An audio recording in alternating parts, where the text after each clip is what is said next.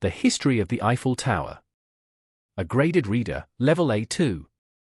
Chapter 1, A Big Birthday for France. The story began in the year 1887. France wanted to celebrate a very important anniversary. It was 100 years since the French Revolution of 1789. The government decided to hold a great event called the World's Fair. They wanted to show the world that France was a modern and strong country.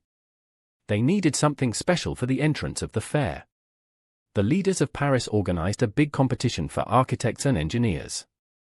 They received more than 100 different ideas. Some people wanted to build a giant lighthouse. Others wanted to build a huge stone monument.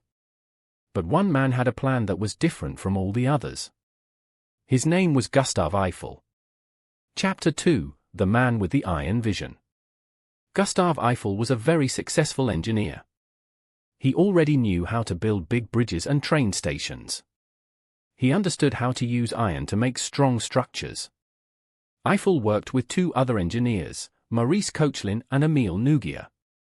They wanted to build a tower that was 300 meters tall. At that time, it was the tallest building in the world. Many people thought it was impossible to build something so high. They were afraid the wind would blow it over. But Gustave Eiffel was very confident in his calculations. He used mathematics to show that the tower was safe. The government liked his plan because it was modern and exciting. They gave him the permission to start the project. Chapter 3, The Hard Work Begins. The construction started on January 28, 1887. First, the workers had to dig deep into the ground. The tower was very heavy, so the foundation needed to be very strong. It was difficult work because the tower was next to the river Seine. Water sometimes came into the construction site.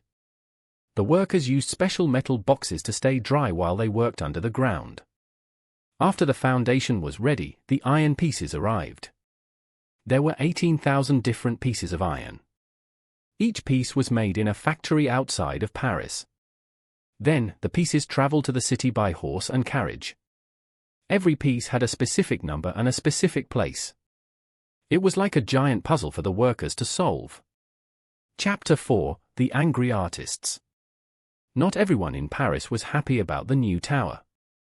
In fact, many famous artists and writers were very angry. They wrote a letter to the newspapers to complain. They called the tower a giant black chimney. They said it was a disgrace to the beauty of Paris. Some people thought it looked like a skeleton. The famous writer Guy de Maupassant hated the tower very much. He often ate lunch inside the tower's restaurant. He said he ate there because it was the only place in Paris where he could not see the tower.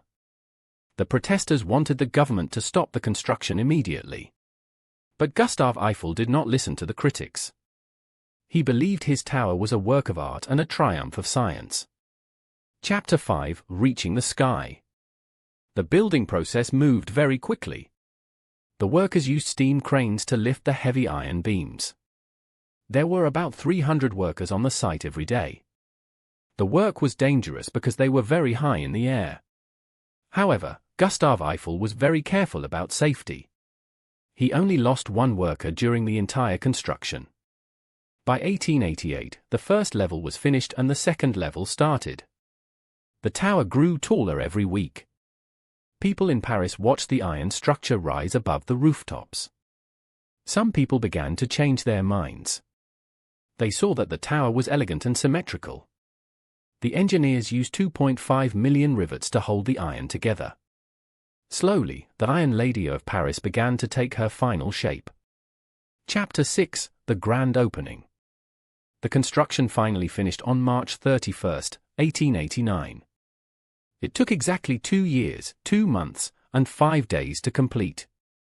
Gustave Eiffel climbed the 1,710 steps to the top.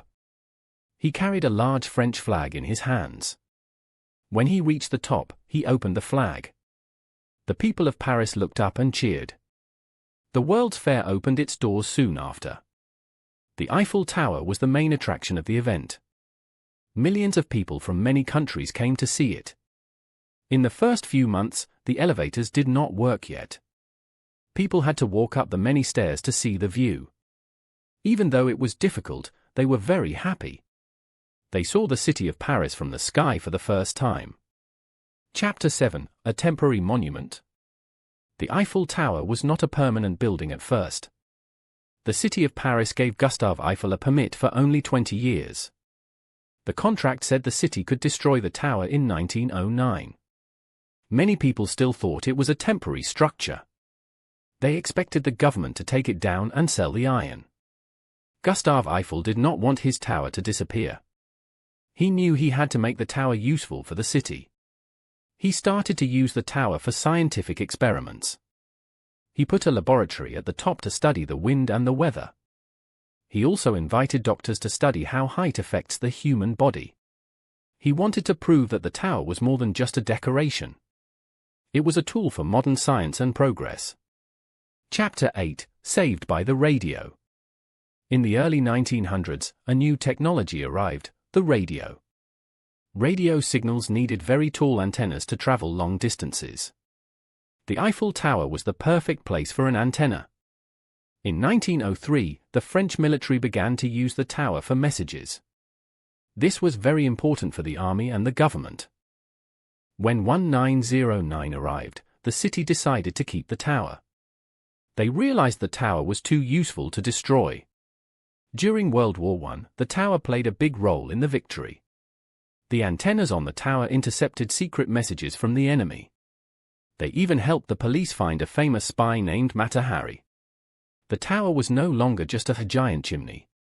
It was now a vital part of French national security. Chapter 9: The Tower in Dark Times. The tower survived many difficult moments in history.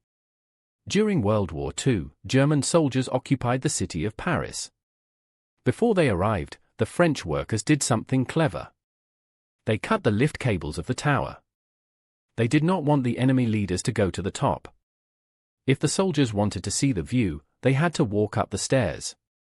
The French people also hid the parts for the elevators. During the war, the tower was closed to the public.